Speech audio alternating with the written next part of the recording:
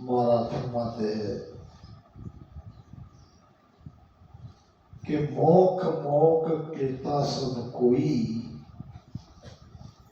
सो आ मार्ग होई रे, सो प्रकट किया जुगमाई निरत परखलो सोई रे। क्या गजब का ज्ञान है। ऐसा नहीं कहा महाराज ने कि मेरी ही सुनो, मेरे ही ज्ञान को मानो, मुझे ही मानो, मेरे अलावा और भी संत, और भी कई संतों का ज्ञान मोक्ष की बातें बताएंगे। मोक्ष का ज्ञान वहां भी है। सभी कहते हैं कि हमारे मत को धारण करो, आप मोक्ष में पहुंच जाओगे। महाराज कहते हैं कि मोक्ष का मार्ग भीतर से जाया जाता है। मोक्ष कोई भौगोलिक देश नहीं है। मोक्ष एक अवस्था है, मोक्ष एक स्थिति है जो भीतर से राम राम भजन करते करते ये जीवात्मा बंधन से मुक्त होती जाती है और फिर जब 10वें द्वार से बाहर निकलती है, काल के बंधन से वो सदा के लिए मुक्त हो जाती है। तो सो प्रकट किया जुगमाई निरत परखलो सोई रे। मैंने जो ज्ञान दिया है उसको तुम धारण करके देखो, निरखो, उसको परखो, सांसों सांस में राम राम का भजन करके देखो। अगर भीतर में आपको कोई अनुभूति नहीं होगी या भीतर में वो प्रेम नहीं आएगा, वो शब्द नहीं जगेगा, फिर मत मानो। मगर ऐसा होता नहीं है, क्योंकि ये सत्ता का प्रभाव है। गुरु महाराज की सत्ता आज चल रही है।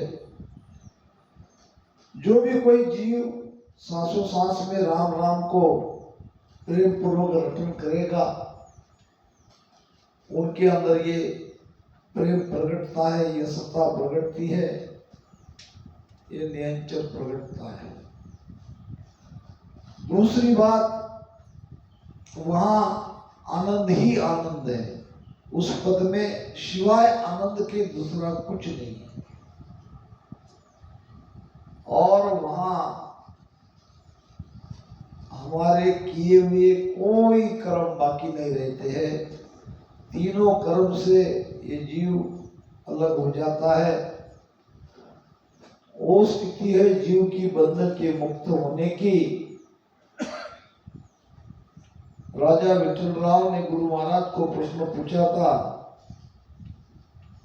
कि हे गुरुदेव, आप भजन सुमिरन से कर्म काटने की बात कह रहे हो, और मैं भी मानता हूं कर्म कटता है, मगर नए कर्म चार्ज हो रहे हैं, उसका क्या? नए कर्म हो रहे हैं, उसका क्या? पूछ रहे हैं कि विठल राव अब बोल्या छाणी, काया रखे कोण विद प्राणी। हे महाराज, कोई मनुष्य बिना कर्म से, बिना कर्म किए कैसे रह सकता है? वो तो कर्म होना ही होना है। इस काया को बिना कर्म की कोई कैसे रख सकता है? तो महाराज क्या कहते हैं के सुख राम देह के ताई, करो सकल विद कारण नाई। अच्छी बात बता रहे हैं। और कई हमारा भ्रम है कि हमको ये नहीं जमता, वो नहीं जमता, ये नहीं करना चाहिए, वो नहीं करना चाहिए। महाराज ने ये भ्रम का पूरी तरह से ये हमारा भ्रम मिटा दिया है। क्या कह रहे हैं?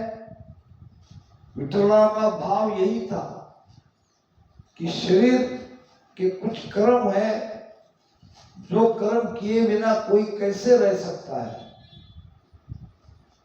दैनिक कर्म यानी नित्य कर्म, कल बात आई थी, और दूसरे है कर्तव्य कर्म। हमारे प्रति जो परिवार का कर्तव्य है, बच्चों का कर्तव्य है, वो कर्तव्य कर्म। शुभ कर्म कुछ अच्छे भी कर्म हम करते हैं। रास्ते में चलते चलते दया आ जाती है, किसी भिखारी को देख के तो 2 पैसा, रुपया 2 रुपया दे के चले जाते हैं। तो ऐसे निष्काम भाव से किए हुए कर्म को महाराज कह रहे कि मना ही नहीं कह रहे, मगर जिसमें आपको पुण्य मिलना चाहिए इस भाव से अगर आप कर्म करते हो तो वो कर्म निष्काम कर्म नहीं कहलाता। तो महाराज कह रहे हैं विठलराव के द्वारा हम सबको के सुख राम देह के ताई, करो सकल विद कारण नाही। शरीर के जो कर्म करना आवश्यक है वो सब करो, इससे मोक्ष का कोई संबंध नहीं है। शरीर के कर्तव्य, सुबह उठ को आपको लेटरिन बाथरूम जाना पड़ेगा, भोजन करना पड़ेगा, नींद आई तो सोना पड़ेगा, ये नित्य कर्म तो करना ही पड़ेगा। और जो आपके प्रति जिम्मेदारी है, कर्तव्य है, वो कर्तव्य को भी पार करना पड़ेगा। जो भी आप व्यवसाय करते हो, नौकरी करते हो, धंधा करते हो, खेती करते हो, करो। और अशुभ तो करने की बात कहीं कही ही नहीं है। अगर किसी का भला होता है तो भला करो। दीजे तो अन्नदान थोरे, करिए सो पर काम। भोजन प्रसादी में आप दान देते हो, कुछ देते हो, उसमें तो दे दो, भूखों को खिलाओ। इसमें यह मत सोचना कि आज हमारा पुण्य बन गया, फिर हम मोक्ष में जाने के बजाय दोबारा हम वापस आएंगे। वो भी निष्काम भाव से करो कि ये करने वाले हम कोई नहीं है, ये सब परमात्मा की कृपा है, वो कर रहे हैं, उनकी मेहर है। चलते चलते करते चले जाओ, उसके बारे में सोचो मत। मोक्ष काज विद एक न चाहिए, सतगुरु शरण प्रीत कर रहिए। मोक्ष के लिए क्या करना है? मोक्ष के लिए ये तुम्हारे कर्म आड़े आते नहीं है।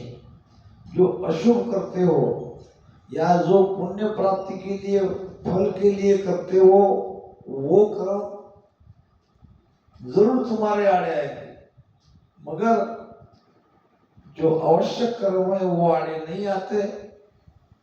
मोक्ष के लिए तो केवल सद्गुरु के शरणा में रहना है और सद्गुरु से प्रेम करना है, प्रीति करनी है, उसकी आज्ञा में रहना है। सतगुरु शरण प्रीत कर रही है, सदगुरु के शरण में रहो, यानी उनकी आज्ञा में रहो और उनसे प्रेम करो। प्रेम उपाय तत ताई, कुदरत कला प्रगटे माई। एक ही उपाय है इस तत्व को जगाने का, और वो है प्रेम। प्रेम उपाय तत्व के ताई, और कुदरत कला प्रगटे माई। वो प्रेम जो आप संसार से करते हो, संसार में परिवार से करते हो, वही प्रेम आपको सद्गुरु पे लाना है, राम नाम पे लाना है, इस भजन में लाना है। यही उपाय है, दूसरा कोई उपाय नहीं है।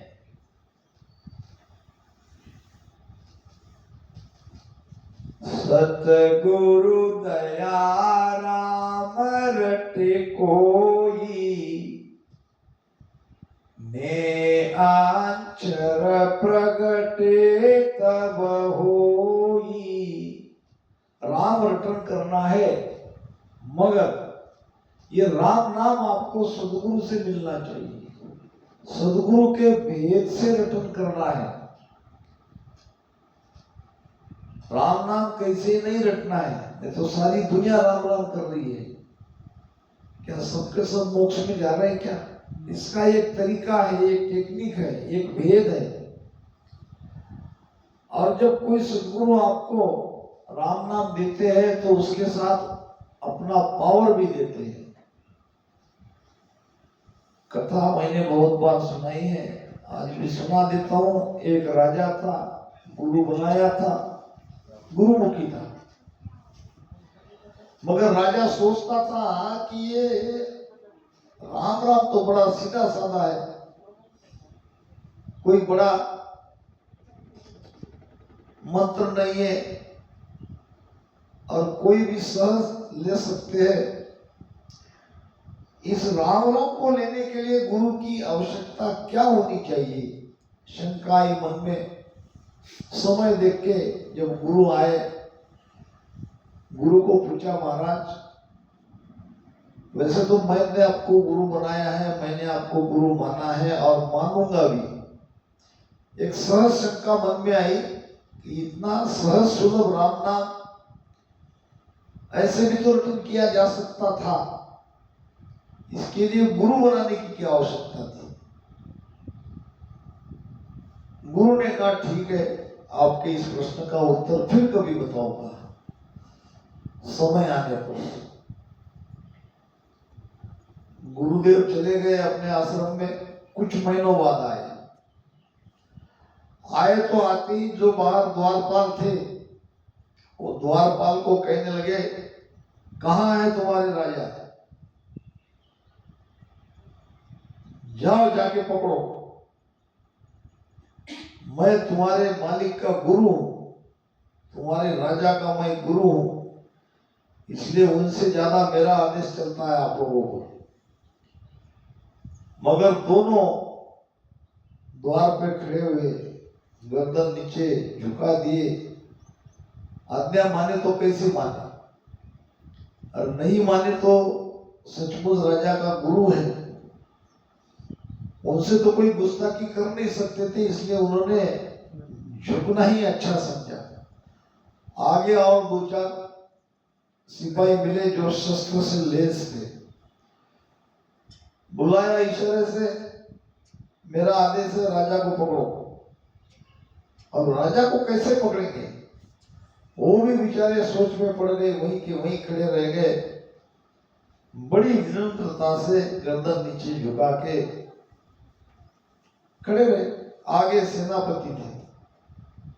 तब तक ये वार्ता राजा तक भी पहुंच गई थी कि आज तुम्हारे गुरुदेव का कोई अलग ही विचार है, वो तो तुम्हें पकड़ने का आदेश दे रहे हैं। सेनापति आए, सेनापति हाथ जोड़ के सामने खड़े रहे। सेनापति, राजा को पकड़ो, पकड़ के मेरे पास लाओ, मैं तुम्हारे मालिक का गुरु हूं, आदेश देता हूं। सेनापति सोच में पड़ गया, क्या करे क्या न करे। इतने में राजा का आदेश आ गया, अभी तक राजा ने सुना था वो वार्ता सत्य थी। राजा के अंदर का क्षत्रिय जाग गया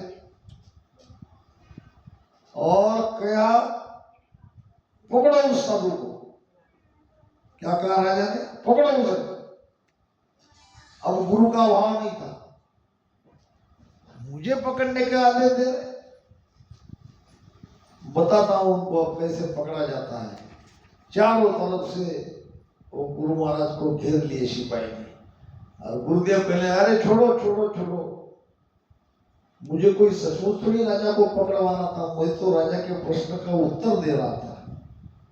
ऐसा सुनते ही राजा को लगा, अरे कोई गलती तो नहीं हुई मुझसे। अरे भाई छोड़ो छोड़ो, छोड़ दिया। गुरु महाराज माफी चाहता हूं, एकाएक द्वेष में आकर मुझे आपको पकड़ने का आदेश देना पड़ा, भूल हो गई। और संत ने कहा कोई बात नहीं, हुई तो हुई। ये आपके उस दिन के प्रश्न का जवाब है जो आपने मुझे पूछा था कि राम नाम तो कोई सहज सुलभ ले सकता है, उसके लिए गुरु की आवश्यकता है, क्यों है? तो आपने देखा मैंने कितने बाहर के द्वारपाल को, बीच के सिपाही को, सेनापति को पकड़ो कहा, किसी ने पकड़ा? आदेश तो मैंने भी दिया था, पकड़ो तो मैंने भी कहा, मगर मेरी बात किसी ने मानी नहीं। और तुमने एक ही बार पकड़ो किया तो मुझे चारों तरफ से घेर लिया लोगों ने। अब तुम्हारे मुख से निकला हुआ पकड़ो शब्द और मेरे मुख से निकला हुआ पकड़ो शब्द में बहुत भारी अंतर था, जो कि दिखाई दिया। अब मुझे बताओ ऐसा क्यों हुआ?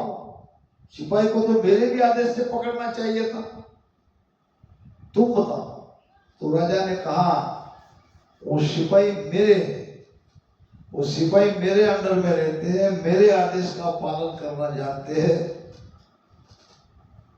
तुम जरूर संत हो, तुम्हारा सारे आदेश मैं मानूंगा, मगर ये आदेश उन पर लागू नहीं है।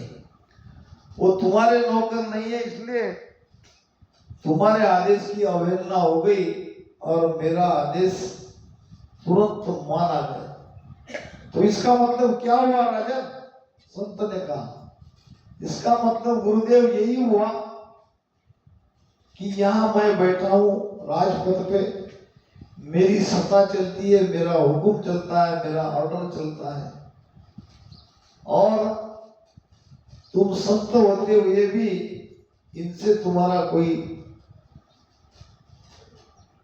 संबंध नहीं है, इसलिए तुम्हारा आदेश का पालन नहीं हुआ, क्योंकि तुम्हारे अंदर वो राजपथ की सत्ता नहीं है जो कि मेरे अंदर है। और यही तुम्हारे प्रश्न का उत्तर है। राम राम जब कोई संत देता है तो उसके साथ उसका पावर भी आपको मिलता है। इसलिए गुरु के शरण में जाके भेद लेके ही राम राम लेते हैं, और यही हमारी रीति चली आई है। अब इसमें दूसरा ये भी हो जाता है कि कोई न कोई हमारे आगे है जिनकी आज्ञा हम मानते हैं, तो थोड़ा हमारा अहंकार भी थोड़ा कम हो जाता है।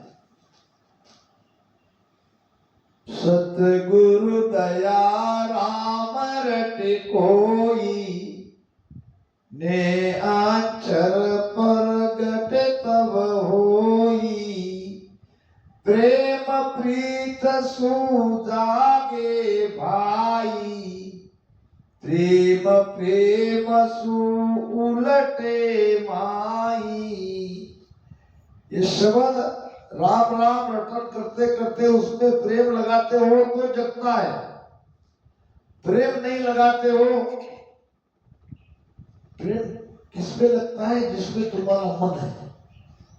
कोई काम में अगर तुम्हारा मन है तो उसमें तुम्हारा प्रेम लगता है, और तुम्हारा मन नहीं चाहता है ये रटन करे, भजन करे, तो तुम्हारा प्रेम नहीं लगता है। इसलिए प्रारंभ में थोड़ा सा प्रयास करना पड़ता है, फिर धीरे धीरे सारी स्थिति साफ होती जाती है। मन की एक आदत है, शरीर की एक आदत है। एक बात बताओ मुझे कि सोने की कहीं आपने ट्रेनिंग ली क्या? कैसे सोते हो? कैसे सोते हो? जैसे आराम मिले वैसे, हाँ मन को जैसे अच्छा लगे वैसे।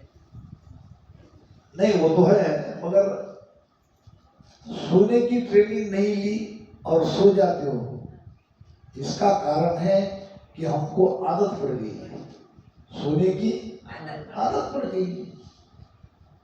तो शरीर ने, मन ने ये चीज को मान लिया है। हम सोते आए हैं तो शरीर ने, मन ने हमारा सोना मान लिया है। ऐसी ही भजन की आदत पड़ जाएगी, मन और शरीर आपका कहना मानेगा, बिल्कुल मानेगा। जो चीज की आदत नहीं है उसमें थोड़ा समय लगता है। कहीं भी जाओ, अब जब मैं यहाँ पहली बार आया था, कोई पहचान के नहीं थे, तो एकदम मन राजी होता क्या? धीरे धीरे आप लोग भी महाराष्ट्र आते गए, मैं भी आता गया, तो एक एक का नाम का पता चला। पहले ये चला कि बहन को, भाई को बेन बोलना पड़ता है। ये यहाँ के आप लोगों से सीखा ना, हमारे तरफ क्या बोलते हैं? भाई। और इधर यूपी साइड में जाए तो बहन जी, बहन, दीदी। कलकत्ता साइड में दीदी बोलना पड़ता है। बंगाल में भी जाता हूँ ना मैं, वहां दीदी बोलना पड़ता है, कुसुम दीदी। महाराष्ट्र में भाई को क्या कहते हैं? बहन, भाई बोलते हैं, भाई ही बोलते हैं। या सुमन भाई है, सुमन भाई कहेंगे इसको, या भाई कहेंगे, जो भी चले।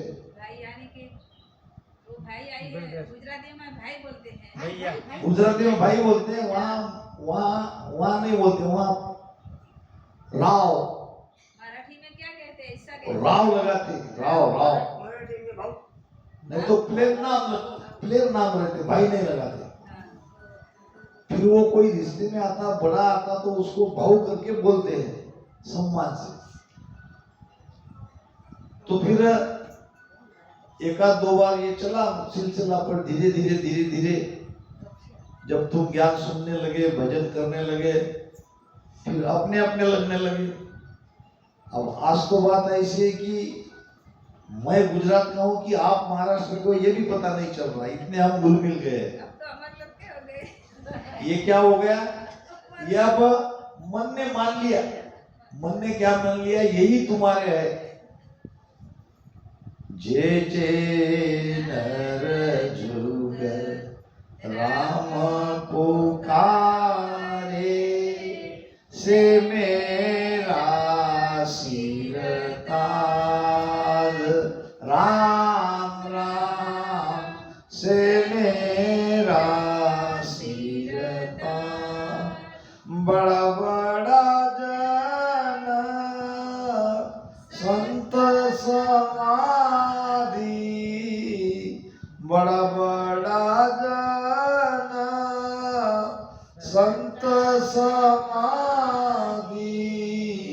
ताको है मेरी लाज, ताको है मेरी लाज।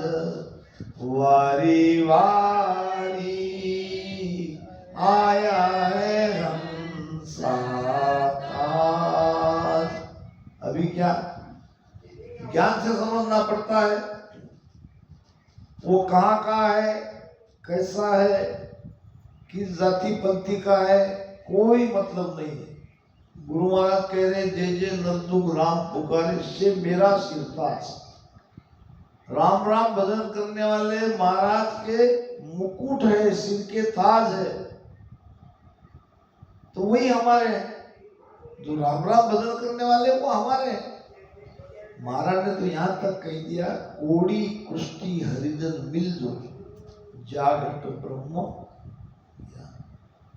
उसके घट में ब्रह्म को देखो, उसके शरीर को मत देखो। वो शरीर कोड़ी है, कुष्टी है, या कैसा भी रहे। शबरी का उदाहरण आता नहीं है रामायण में? आता है। शबरी दिखने में बहुत सुंदर थी पहले जन्म में, ऐसी नहीं थी वो। पहले जन्म में बहुत ही सुंदर लड़की थी वो। उनके पति, उनके पिताजी संत थे। अब एक दिन कहीं बाहर काम से गए, पहले जन्म वाली शबरी को कहा कि तुम आश्रम में रहना, मैं जल्दी आ जाऊंगा। अब नगर का राजकुमार वहीं से आया, उसने देखा इस आश्रम में जंगल में इतनी सुंदर कन्या, देखते ही उस पर मोहित हो गया और उसने कहा कि मैं तुम्हें रानी बनाना चाहता हूं। तो शबरी ने कहा मेरे पिताजी को पूछो, मैं क्या कह सकती हूँ, मैं राजा हूं, तुम्हारे पिताजी मुझे मना नहीं कर सकते। जब राजा हूं कहा तो शबरी भी समझ गई कि राजा के सामने किसी की चलती नहीं, हम लोग तो प्रजा है। तो उसने स्वीकार कर लिया। उतने में आए उनके पिताजी, किसी अजनबी पुरुष को उसके साथ बैठ के बातें करते देख गुस्सा आया, वहीं से श्राप दे दिया कि जाओ, तुम्हारा अगला जन्म ऐसा होगा तो कोई तुम्हारे तरफ देखेगा नहीं। और ऐसी कुरूप वो शबरी दूसरे जन्म में हुई। कहते हैं कि जब उसकी शादी हुई, उस जमाने में कोई लड़की को ऐसा दिखाया नहीं जाता था, माता पिता ही कर देते थे। ये तो अभी अभी प्रथा चालू हुई है दिखाने की, बातचीत करने की, पहले ऐसा नहीं था। पहले तो माँ बाप ने जिसको कहा, और वो शादी बहुत बढ़िया थी। ये हमारे कहाँ गए, ये सुमन भाई जी बताया था, माँ बाप ने कह दिया फाइनल, चलो ठीक है। देखने की रिवाज नहीं था, देख के भी क्या कर सकते। तो शबरी की सगाई कर ली, शादी हो गई। अब शादी होने के बाद पति ने वरमाला डालने के बाद फिर वो चेहरा देखा, ऊपर उठाना पड़ता है ना, देखा तो देखते ही बेहोश हो गए। देखकर इतनी क्रूर थी। भाव ये था कि भगवान राम जैसे शबरी के झूठे बेर खाए, तो भगवान राम ने प्रेम देखा कि उसका बाह्य स्वरूप देखा, कि उसकी जाति देखी, वो तो भिन्न थी, नहीं देखी, प्रेमी तो देखा। आखिर में यहाँ वहां प्रेमी तो बड़ा है। रामायण में जाओ या महाराज की वाणी में आओ या कहीं भी आओ, है तो प्रेम बड़ा। प्रेम की बात हो रही है, प्रेम प्रीत सु जागे भाई, और प्रेम प्रेम सु उल्टे माई। उसी प्रेम से भजन करते रहोगे तो शब्द उल्टेगा, शब्द के साथ आपकी प्राण शक्ति उल्टेगी, धीरे धीरे धीरे धीरे आप ऊपर चढ़ोगे। प्रेम प्रेम सो